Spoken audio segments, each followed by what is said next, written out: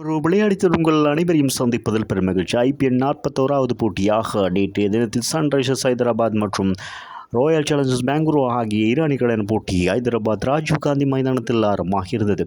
இந்த போட்டியை பொறுத்தவரை ஞானல் சோழ்ச்சி வெற்றி பெற்றிருந்தார்கள் ராயல் சேலஞ்சர்ஸ் பெங்களூரு அணி. ஆகவே தமது அணியை முதலாவதாக துடுப்படுத்த தீர்மானித்தது குறிப்பிடத்தக்கது. அதன் அடிப்படையில் ராயல் சேலஞ்சர்ஸ் பெங்களூரு அணியின் விராட் கோலி ஆரம்ப துடுப்பாட்ட வீரராக இணைந்து சிறப்பான ஒரு இணைப்பாட்டை தினம் வழங்கியிருந்தார்கள். 3.5 பந்துகள் 48 ஓட்டங்கள் பெறப்பட்ட நிலையில் டியூப்ளேசர்ஸ் 12 பந்துகளில் அதிரடியாக 4 ஓட்டங்கள் 3 ஒரு 6 ஓட்டங்களாக 25 ஓட்டங்களோடு ஆட்டமிழந்து வெளியேறியிருந்தார். அதன் பின்னதாக விராட் கோலி அணிக்கு தேவையான ஓட்டங்களை 43 பந்துகள் எதிர்கொண்டு 4 ஓட்டங்கள் 4 6 ஓட்டம் 3 இடங்களாக 51 ஓட்டங்களை பெற்று ஆட்டமிழந்திருந்தார். இது இந்த ஐபிஎல்லிலே பெறப்பட்ட 4வது அரைச்சதமாகவும் கணிக்கப்படுகிறது. அதன் பின்னதாக ராஜித்தர் படிதர் 20 பந்துகளில் அதிரடியாக 4 ஓட்டங்கள் 2 6 ஓட்டங்கள் 5 இடங்களாக 50 ஓட்டங்களை பெற்று ஆட்டமிழந்திருந்தார். விராட் கோலியோடு 3வது விக்கெட்டுக்காக 34 பந்துகளை மாத்திரம் எதிர்கொண்டு 65 ஓட்டங்கள் இணைப்பாட்டம் அமைக்கப்பட்டிருந்ததும் குறிப்பிடத்தக்கது. இறுதி நேரத்தில் கேமரூன் கிரீன் 20 பந்துகளில் 4 ஓட்டங்கள் 5 இடங்களாக 37 ஓட்டங்கள் பெறப்பட்ட நிலையில் ஆட்டம் முழக்காதிருந்த வேளையில் நிர்ணயிக்கப்பட்ட 20 ஓவர்களில் 7 விக்கெட்டுகளை மாத்திரம் இழந்து 206 ஓட்டங்களை பெற்றிருந்தார்கள்.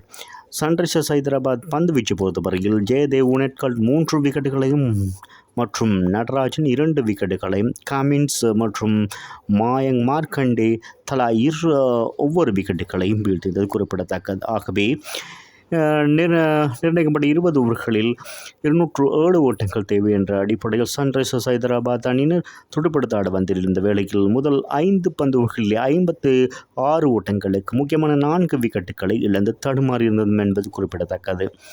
அபிஷேக் சர்மா 13 பந்துகளில் அதிரடியாக 4 ஓட்டங்கள் 3 6 ஓட்டங்கள் 2 இடங்களாக 31 ஓட்டங்களை பெற்றுக் கொடுத்திருந்தார்.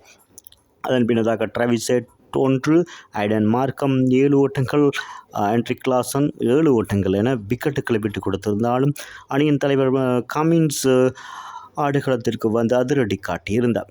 ஆகவே 15 பந்துகளில் 4 ஓட்டம் 1 6 ஓட்டங்கள் 3 இடங்கள் 31 ஓட்டங்களை பெற்று ஆட்டம் இழந்திருந்தார். அதன் பின்னதாக சபாஸ் அகமட் ஆட்டம் இழக்காத 40 ஓட்டங்கள் பெறப்பட்ட நிலையில் 20 ஓவர்களில் 8 விக்கெட்டுகளை இழந்து 171 ஓட்டங்களை மாத்திரம் பதிவு செய்ய முடிந்தது. அதன் காரணமாக 35 ஓட்டங்கள் வித்தியாசத்தில் இந்த போட்டியில் ராயல் சேலஞ்சர்ஸ் அணி வெற்றி பெற்றிருக்கிறது என்பது குறிப்பிடத்தக்கது. ஆகவே இந்த முறை ஐபிஎல் போட்டியிலே 2வது வெற்றியை பதிவு செய்திருக்கிறது. மொத்தமாக 9 போட்டிகளில் பங்கேற்று 2வது வெற்றியை இந்த போட்டியில் தான் பதிவு செய்திருக்கிறது என்பது குறிப்பிடத்தக்கது. ஆகவே பந்து வீச்சு பொறுத்தவரையில் ராயல் சேலஞ்சர்ஸ் பெங்களூரு அணி சார்பாக ஷப்னால் சிங் மற்றும் கரண் சர்மா கேமரூன் கிரீன் தலா 2 விக்கெட்டுகளையும் வீழ்த்தியதோடு வெல்ஜாக் யாஸ் தயால் தலா 1 விக்கெட்டுகளையும் வீழ்த்தியது குறிப்பிடத்தக்கது. இந்த போட்டியில் விரைவாக 20 பந்துகளில் 50 ஓட்டங்களை பெற்றுக் கொடுத்து ஆர்சிபி அதாவது ராயல் சேலஞ்சர்ஸ் பெங்களூரு அணி சார்பாக சிறப்பாக துடுப்படுத்த ஆடிய ரஜத் படிதர் ஆட்ட நாயகன் விருதினையும் பெற்றுக்கொண்டார் என்பது குறிப்பிடத்தக்கது. மீண்டும் ஒரு விளையாடி செய்தோடு உங்களை சந்திக்கும் வரை உங்களிடமிருந்து விடைபெறுவது உங்கள் அன்பின் பதுலை தாஸ். வணக்கம் அன்பு சொந்தங்களே.